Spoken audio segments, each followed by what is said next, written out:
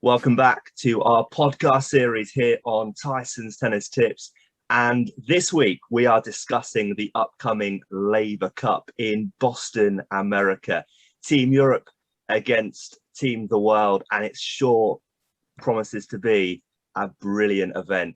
Jaya, starting with you first today, just give us a little overview of the Laver Cup for those viewers who aren't too aware of the tournament, and your thoughts around it.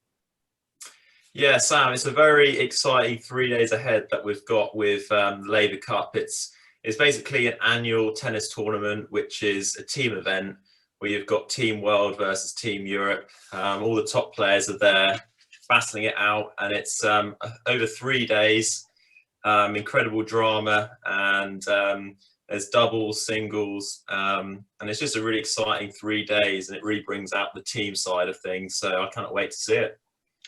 For everyone watching, the event starts on Friday, the 24th of September, running until Sunday, the 26th of September. So it is, let's say, very much up and coming.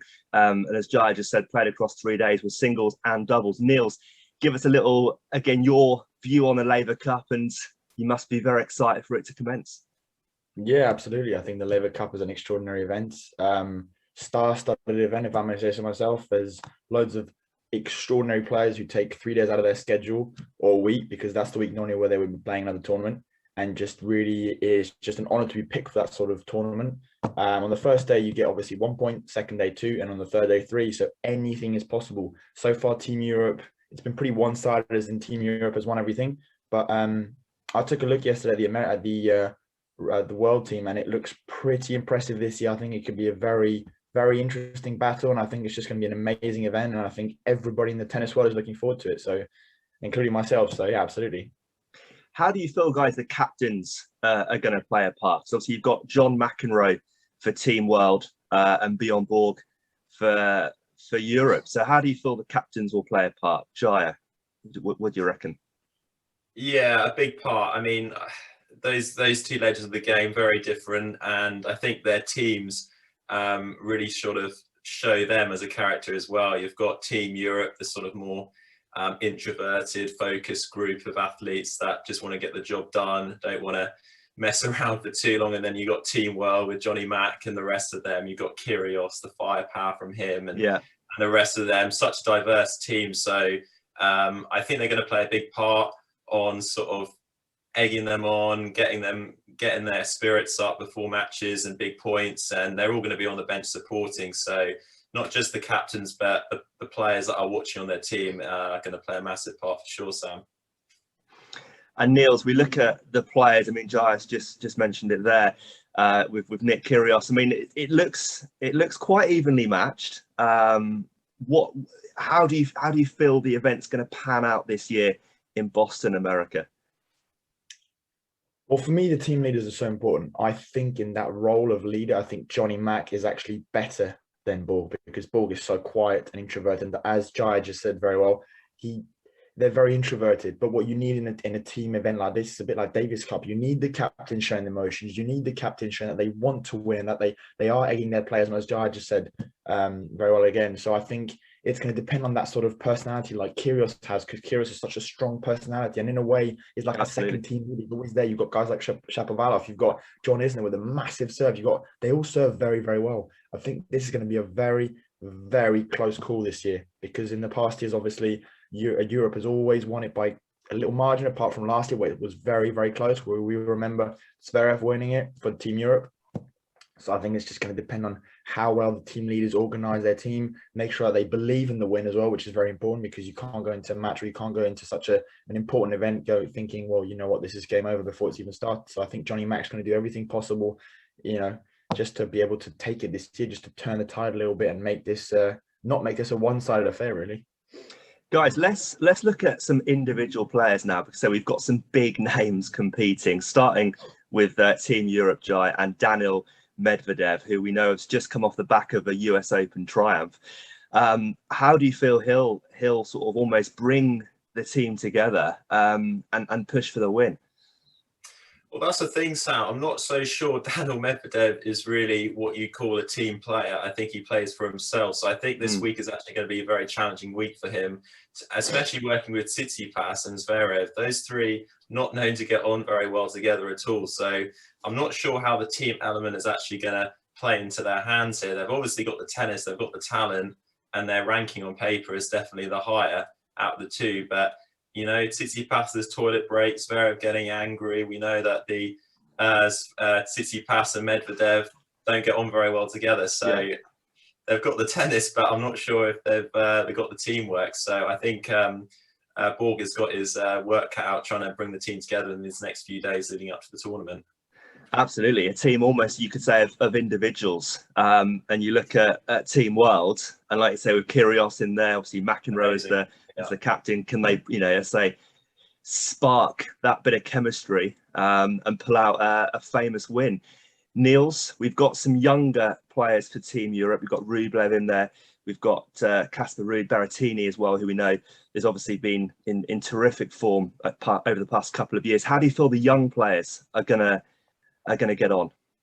I think honestly, guys like Ruud and Rublev, I think they're going to be the guys that bring the points, because as we just said, as Jai just said, Medvedev and Tsitsipas, that just doesn't work. And again, not that long ago, I read a comment which Tsitsipas said that Medvedev's game is very one-dimensional. Now, Medvedev's going to read that, and Medvedev's just somebody who always, we've seen in the past, we've seen the matches, Medvedev is just so easy to just annoy and to provoke. And you don't need that in a team. You need a team that works together. And I think that's what Team World have got. So I think they've just got that right this year. You can see all these players, they know each other, they get on, you know, you can see on next to the court, even last year, you know, when there were so many funny mimics going on between the court, but in a good spirits. And I think this year, Team Europe is just looking a bit weak in terms of personality and in terms of, you need a Federer, you need a Nadal to sort of, you know, set the tone, be the leaders and show that this is what we do. And we don't, you know, we don't play around, we work as a team, we work together.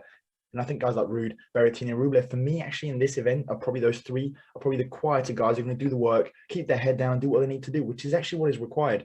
And I think on the other side, you'll have the divas such as Medvedev and Tsitsipas and Zverev arguing and probably thinking, well, he did this and he did that. So for me, the three younger players are actually probably the more efficient players, and I think the better players in that sort of event.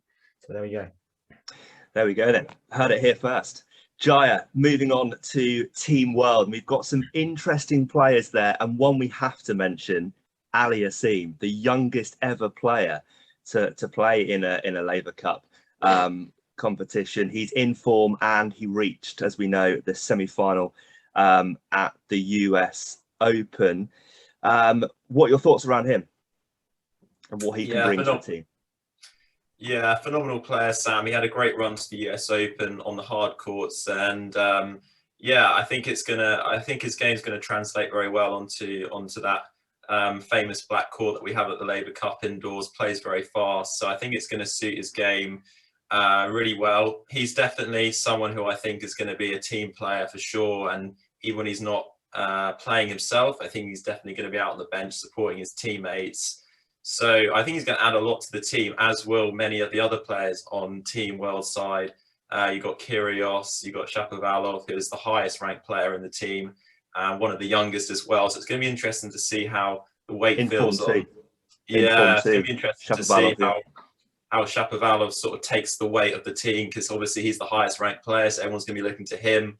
But also you've got the lowest ranked player, Nick Kyrgios, who has the most energy, the most love for this tournament. So it's going to be an interesting dynamic. And you also got some big servers with Johnny Isner in the serve bot, O'Reilly Opelka. So it's going to be I was going to come on to him. 6'11", 140, 145 mile an hour, massive serve.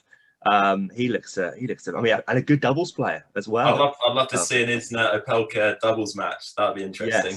Yes. and Niels, we know how much you love Ali Asim, the Canadian. Tell us what you think he'll bring to Team World. You said it right. He's my favorite player by quite a mile. I think he's just got such a strong head on his shoulders. I think in a way he is this quiet leader, and he just goes about his thing and he does his work so well, and he takes so much pride in what he does, and his tennis, I think, is his life. And I think that is what the life of a professional tennis player should be. You got a guy like Nick Kyrgios, who's so talented and who can put the effort in, and you got a guy like like Aliassime, just puts his head down, smiles, shakes hands, and does his job on court and learns and wants to get better every day. And at the end of the day, for him, this is a learning curve. And I think that is how you should do it. And I get guys like Berrettini. There's no wonder that guys like Berrettini and Aliassime get on well, because they're both the same sort of person where they work hard. A guy like Casper Ruud and Rublev, all they want to do is every day play tennis and get better. And for me, that translates. But then again, you have the Shapovalov and Felix Auger-Aliassime, they get on very well. Shapovalov and Kyrgios get on very well as well. So there is that, again, that link. And obviously, as Jai just said, you've got two of the biggest servers in the game with Isner and the serve bot Riley Opelka, just smashing serves. I mean, huge serves. There was, I think, a video yesterday with Riley Opelka hitting a kick serve, and the serve came up at such a height. It's just almost scary to see what he can do on his service. Just unbelievable. So I think that can, considering the court, as Jai said, is very fast, it's going to benefit Team World a lot. So I can see this guy in one or two ways, really. Opelka as well. I mean, he reached the final in Toronto, a singles event. He's into the top 20 as well, and I think he's going to be a bit of a dark horse for Team World. Right then, guys, I think it's got to that time where we need to give our outright predictions. So, Jaya, which team are you backing to win the Laver Cup this year? I think it's going to be Team World's year. I think they're coming into the form at the right time. All the players in Team World are starting to produce some good results, especially Felix Auger-Aliassime, Riley Opelka is doing well. John Isner, we haven't seen so much, but we know he can always pull off a good win at Laver Cup. So I think the teamwork is going to work together. They're going to have a good dynamic. They've got great variation in their players as well. So I think if they're going to win, it's going to come down to the third day, where 3 points are on offer. And I think it's going to be close, but I think they're going to clinch it. Okay, so one vote for Team World. Niels, are you going to put this at 1-1, or are Team World going 2-0 up? I am going to have to stick with Jaya. It's a very, very tough choice. But for me, the person who sways it is Aliassime. As you both know, I absolutely love him. And I think he's going to do so well in this event. In terms of statistics, I would have to go Team Europe, because Team Europe have just got these players that deliver every single week in, week out. But this is a special event, as Jai said, which means anything can happen. Players that normally don't do so well can all of a sudden start playing unbelievable tennis. So I'm going to go for Team World, just because all of them are in form and playing great tennis, and there's just really good dynamics and just good energy going. So I can definitely see Johnny Mack taking his team all the way. 2-0. 2-0 Team World. I'm going to be controversial. I'm going to back Team Europe. I feel like they have the better players, the higher ranked players. Whether they can work as a team, I think, as I say, Bjorn Borg's going to have to really bring them in together. But I think with Berrettini in the team, Ruud as well, who's looking a real promising threat. And then you've got Tsitsipas, Zverev, Medvedev. Do you know what I mean? So they're huge players. So I'm going to back Team Europe, but I agree with you guys. I think Team World are going to have a better team chemistry. I think they've got the better captain as well. So it promises to be a brilliant event. I think that's all we've got time for today on our podcast. Thanks as always, guys, for all of your opinions, knowledge, and as always, I'm absolutely loving the debates here on our podcast. For those of you at home, please leave your comments below. We really want to hear from you. Please get involved. So who do you think is going to win the Laver Cup in Boston, America, starting on Friday, the 24th of September? Don't forget, first to 13 points. And as the guys were saying, Jara and Niels today, 1 point on day one, on Friday, 2 points on the Saturday, and then 3 points awarded for each match on the Sunday. The three of us will be back again very soon for some more podcasts here on Tyson's Tennis Tips. In the meantime, please make sure you subscribe to our channel and hit that like icon to help us reach more tennis fans out there. We will see you as always very soon. Jara and Niels, thanks again for being on the podcast. The three of us will be back very soon. In the meantime, enjoy all the tennis at the Laver Cup. Over and out.